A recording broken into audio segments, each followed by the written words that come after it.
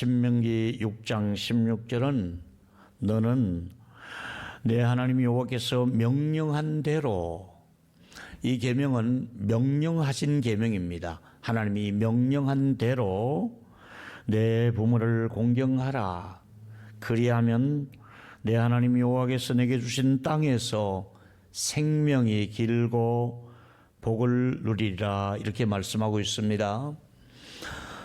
여러분, 이 계명을 가지고 좀 생각해 보면 세월이 가면서 자꾸 이 계명이 퇴색되어 가고 있고 환영받지 못하는 계명이 되어 가고 있는 것 같습니다. 여러분, 이 계명을 기록할 당시에 모세가 기록했는데, 그럼에도 불구하고 이 계명은 시대의 흐름에 따라서 변하지 말아야 됩니다. 그래서 사도 바울은 모세와 한참 수천 년 뒤의 사람이지만은 이 계명을 조금 더 변함없이 전하고 있는 모세나 바울이나 이 계명 앞에는 흔들림이 없는 명령을 준행하고 있지 않습니까?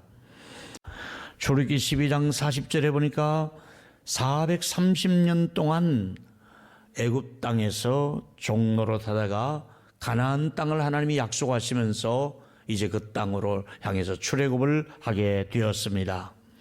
여러분, 땅을 주셔서 누리는 것은 누구에게? 부모님을 공경하는 자에게는 땅과 함께 그 땅에서 복을 누릴 수 있도록 해주신다고 약속했습니다. 여러분에게 묻겠습니다. 나는 하나님이 복을 주지 않아도 그럭저럭 살만합니다, 이렇게 말씀하신 분 계시다면 오해입니다. 여러분, 계시록 3장 7절에 보니까 빌라델비아 교회에다가 말씀하시기를, 무슨 말씀을 하시면냐면, 열면 닫을 사람이 없고 하나님이 축복의 문을 열어주시면 그 누구도 닫을 사람이 없습니다. 또 반대로 또 하나님이 열면은 그가 또 닫으면 열 사람이 없다. 다시 말하면 문을 닫고 여는 주권이 하나님의 손에 있습니다.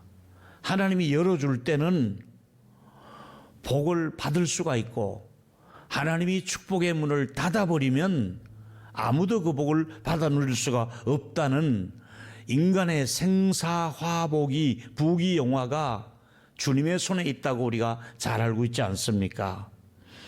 복의 근원 되시는 분은 하나님이십니다.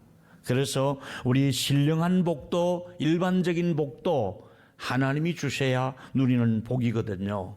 그런데 이 모든 신령한 복이나 일반적인 복을 포함해서 부모님을 공경하는 자에게는 생명의 복과 신령한 복과 또 일상생활에 필요한 모든 일반적인 복까지 하나님이 약속한 계명이 바로 제5계명입니다. 시편에 보니까 여호와께서 그의 높은 성소에서 굽어보시는데, 땅을 살펴보시는데 누구를 보시는가 하면 그가 얼마나 효도하고 있는가를 살펴보고 있기도 합니다. 조금 더 쉽게 말씀을 드려보겠습니다. 여러분, 부모님을 공경한다는 뜻은 여러분이 부모님을 어떤 자세로 대하느냐가 중요합니다. 어떤 마음가짐으로 부모님을 대하고 계십니까? 혹시 여러분 중에 부모님을 너무 가볍게 대하거나, 죄송하지만 부모님을 업신여기며 대하는 자녀들은 아니 계십니까?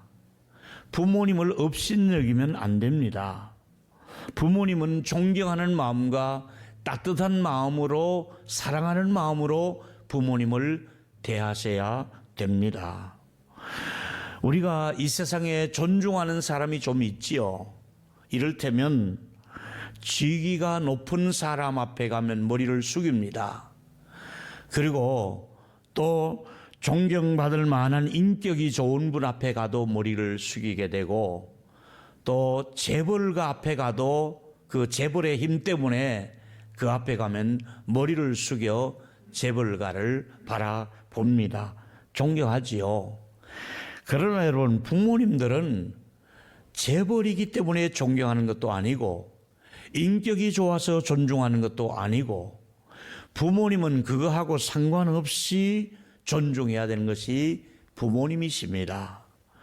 부모님의 성격이 마음에 안 드는 자녀들이 있습니까? 부모님의 성격이 마음에 안 들어도 존중해 드려야 됩니다. 부모님이 배운 것이 없어도 존중해 드려야 되고, 부모님이 많은 재산을 물려주지 않아도 존중하는 것이 부모님에 대하는 자세라고 할 수가 있습니다. 성경은 자식이 잘못했을 때는 매를 대라고 징계하라고 가르쳤습니다. 그러나 여러분, 부모가 잘못했을 때 자식 보고 매를 대라고 한 것은 없습니다. 자식에게는 부모를 향한 징계권이 없습니다. 자, 출애굽기 21장 15절에 보니까 못난 자식이 아버지나 어머니를 쳤던 사람이 있습니다. 그런 놈은 반드시 죽이라고 말하고 있습니다. 이런 사람은 이 지구상에 살려두면 안 된다는 겁니다. 가장 엄하게 대한 것이 부모를 때린 사람은, 그 사람은 바로 죽여버리라고 모세는 계명에 말씀하고 있습니다.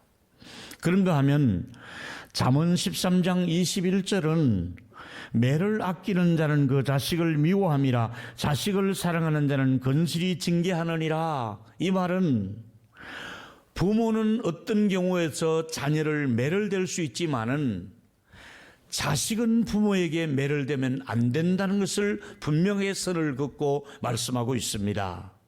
신명기 27장 16절에 보니까 내 부모를 경홀히 여기는 자는 저주를 받을 것이다, 이렇게 말씀하시고 모든 백성들은 그 앞에 아멘으로 맹세하고 화답한 모습을 볼 수가 있지 않습니까? 저도 여러분에게 또 한번 이 말씀에 권면하고 싶은 것은, 여러분 모든 부모님을 존경해드리고 어르신들을 존경하시면서 우리 같이 마음을 담아 아멘으로 화답합시다. 아멘. 그렇습니다. 부모님께 의무를 한다고 꼬박꼬박 얼마간의 용돈을 드릴 수가 있습니다. 그것은 의무에 그저 부담 가져서 주는 것이지 진정으로 사랑하고 존경하는 마음으로 드리고 계십니까?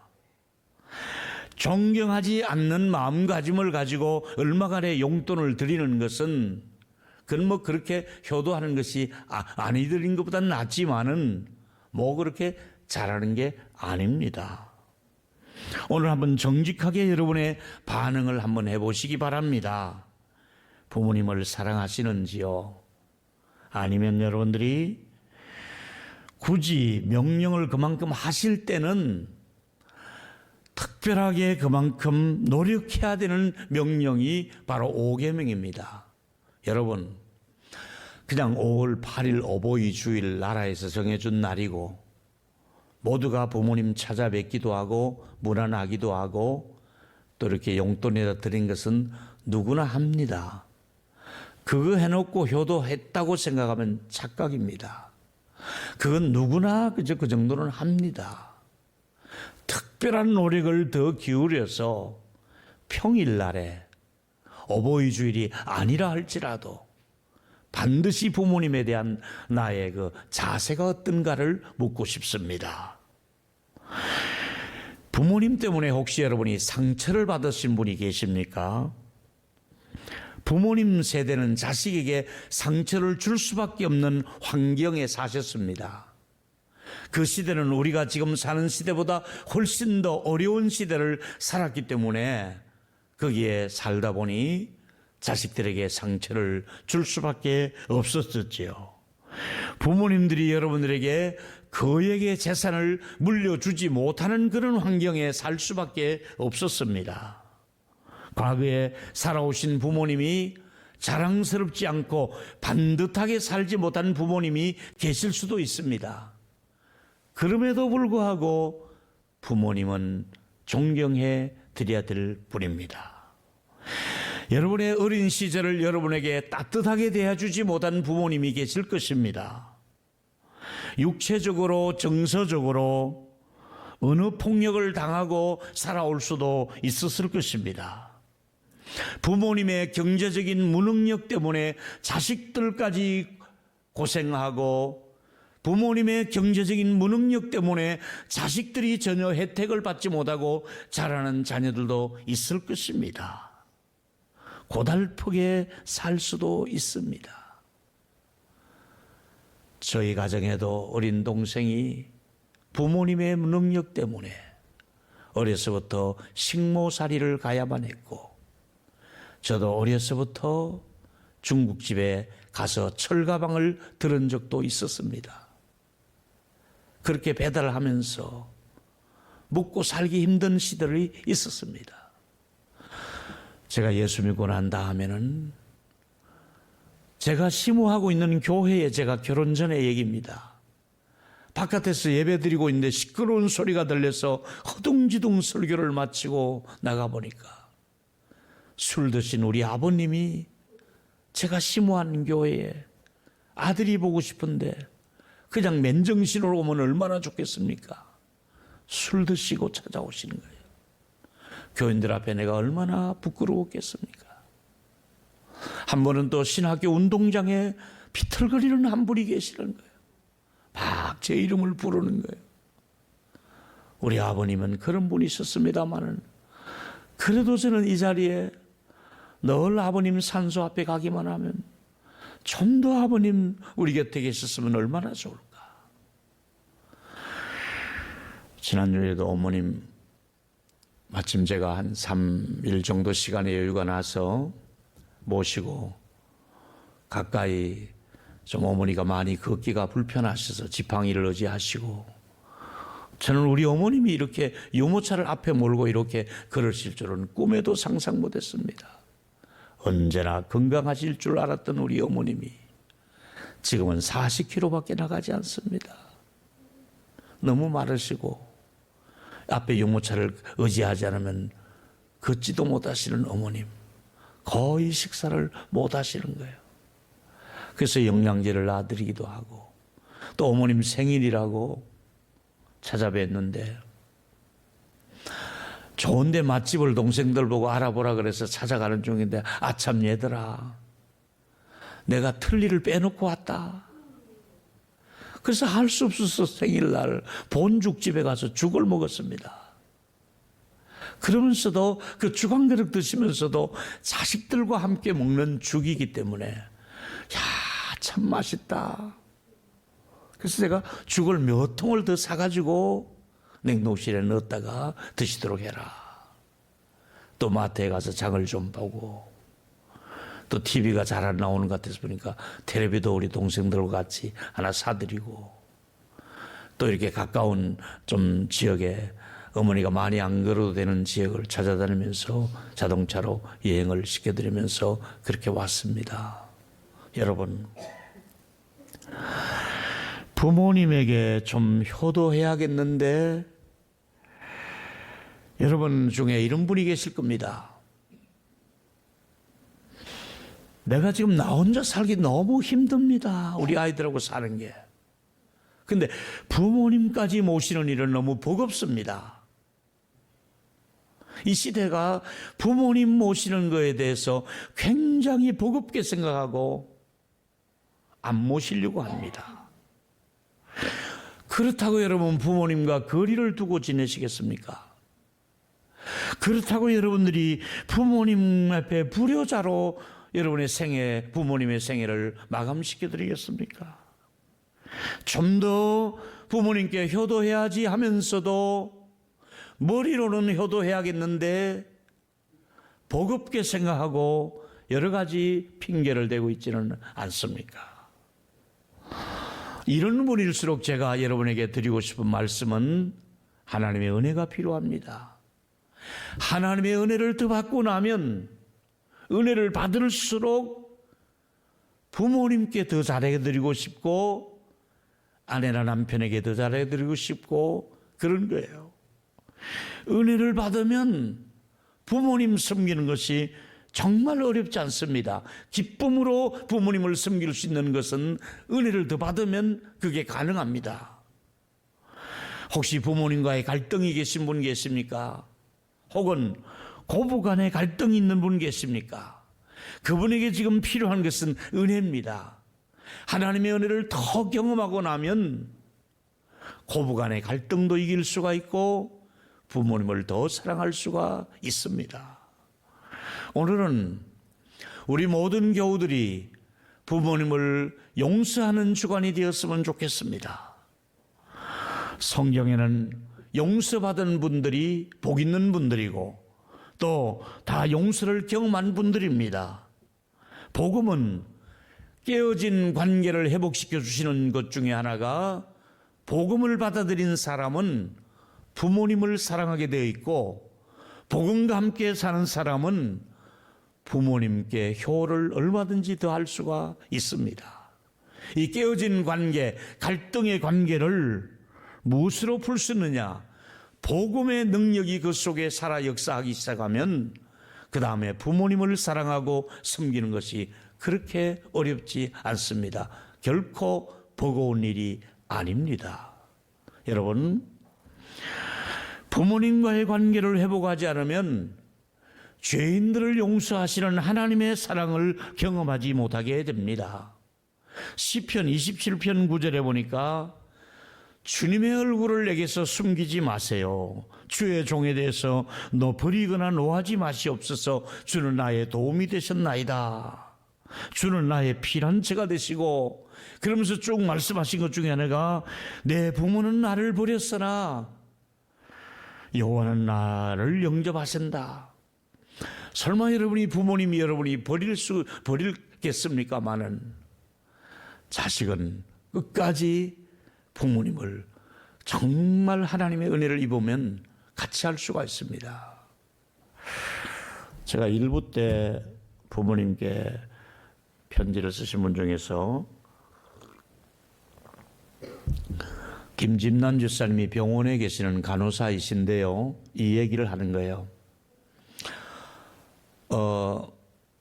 20, 30대 자녀들이 병원에 입원하면 길을 쓰고 부모님들이 찾아오시고, 면회하지 말라 그래도 오시고 병원 주변을 맴돌고 그렇습니다. 그런데 8, 90대 부모님들이 병원에 와 계시면 석 달이 돼도 넉 달이 돼도 그 어느 자식도 돌아보지 않는다는 거예요. 물론 코로나로 때문에 못 오게도 하지만은 그만큼 관심이, 심지어 어떤 부모님이 기저귀가 다 떨어져서 자녀에게 전화를 했더니 대답이 계좌번호 대주시면 돈 넣어드릴 테니까 병원에서 좀 사서 그분을 해주시고 저는 바빠서 못 갑니다. 몇 달이 돼도 바빠서 못 온다고 얘기하고 돈으로 그걸 해결하려고 하는 것이 요즘 세대의 모습이다 이거지요. 참 안타까워요. 오늘은 부모님을 용서하시고 부모님의 사랑을 다시 한 번 더 고백할 수 있었으면 좋겠습니다. 제가 어저께 저녁에 외국에 있는 저 딸이 아빠하고 전화가 와요. 그래서 야, 코로나가 심한데 괜찮냐? 괜찮아요 아빠. 아빠 건강은 어떠세요? 근데 이런저런 얘기를 하다가 전화거리를 물어봐요. 아빠 사랑해요 하는데요, 그렇게 마음이 제가 기쁘더라고요. 이제 여러분들에게 이번 주간에 혹은 전주간에 부모님 사랑해요, 쪽지 편지나 문자나 선물 그 정도로 끝내지 마시고 거의 매주일 부모님 문안하면 이 말은 꼭 했으면 좋겠어요. 사랑해요 어머님, 사랑해요 아버님, 이 말 좀 꼭 해주세요. 그리고 부탁드린 것은 우리 어르신들 보고 호칭 가운데 이거 노인네가, 이 말은 좀 쓰지 말았으면 좋겠어요. 내가 어디 갔을 때 후배가 이제 노인네가 가만 계세요 이러니까 기분 나쁘더라고요. 그냥 어르신, 어르신 이러면 좋지, 이제 노인네가 이런 말 하지 마시고요. 어르신이라는 호칭으로 바꿔주시고 부모님께 사랑한다는 고백을 하시면서 좀 더 여러분의 가정에 아름다운 행복이 묻어날 수 있게 되기를 축원하겠습니다. 제가 결론을 준비했습니다. 여러분, 제가 이 결론의 첫 마디를 기록하고 많이 울었습니다. 더 이상 설교를 써내려갈 수가 없어서 이 한 줄을 써놓고 제가 울었습니다. 저 서재에서 펑펑 울었습니다. 부모님을 사랑할 시간이 길지 않습니다. 부모님이 여러분 곁에 그리 오래 머무시지 못합니다. 얼마 남지 않았는데 모든 분들이 장례식 영전 앞에서 느끼는 감정이 무엇입니까? 살아계실 때 잘할 건데. 전 우리 아버님에게 좀 더 잘할 건데. 그것이 그렇게 안타깝습니다. 사랑하는 여러분, 부모님이 나에게 상처를 준 부모님이지만은 그 부모님은 오래오래 내 곁에 머무시지 못합니다. 부모님도 자식들에게 상처받고 살아오셨습니다. 내색을 안 하실 뿐이지 부모님들도 자식들에게 상처를 받고 있습니다.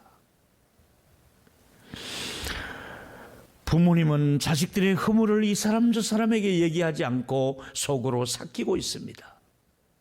그런데 자녀들은 부모님에 대해서 함부로 업신여기거나 모여서 흉보지는 않습니까? 저와 여러분, 착각하지 마십시오. 나 정도는 부모님에게 잘하고 계신다고요? 아닙니다. 부모님이 여러분에게 하신 거하고는 비교를 못합니다. 부모님은 오랜 세월을 기다려주시고 아까 말씀한 간정대로 밥 먹어라, 밥 먹고 가라. 그건 정말 사랑이 담긴, 정말 누가 그렇게 할 사람 있겠습니까? 저는 의성의 장모님이 돌아가시고 난 다음에 그리운 것이 더 먹게 이 사람아, 들은 그가 닦이지 않을 정도로 의성 마늘과 고추와 참기름을 넣어주시던 그 장모님이 그렇게 그리울 수가 없습니다. 좀 더 계셨으면 내가 좀 더 비행기라도 태드릴 텐데 하는데도 제 곁에 오래 머무시지 않고 장모님도 우리 아버님도 떠나셨잖아요. 다시 한번 제가 여러분에게 말씀드리겠습니다. 시간이 얼마 남지 않았습니다. 때를 놓치면 후회합니다. 현재 부모님이 생존하고 계십니까? 감사하고 또 감사하시면서 부모님이 내 곁에 계시다는 것이 얼마나 큰 은혜의 선물인 줄 모릅니다. 진심으로 나를 사랑하고 아끼는 분이 부모님 아니겠습니까? 언제나 전화만 하면 조심해라. 당신의 몸은 아프신데도 아들 몸 아플까 봐. 당신은 힘이 드는데도 아들 힘들까 봐. 그게 부모님 아니겠습니까? 지금까지 효도하신 분들 감사를 드리고 앞으로도 더 잘하셔서 우리 교회는 효의 대를 이어가는, 저부터 효의 대를 이어가고 싶고 우리 교회 전체 분위기가 효의 대를 이어가는 교회가 되고 여러분의 가문이 되어서 땅에서 잘 되고 장수하는 복을 받아 누리시기를 축복합니다.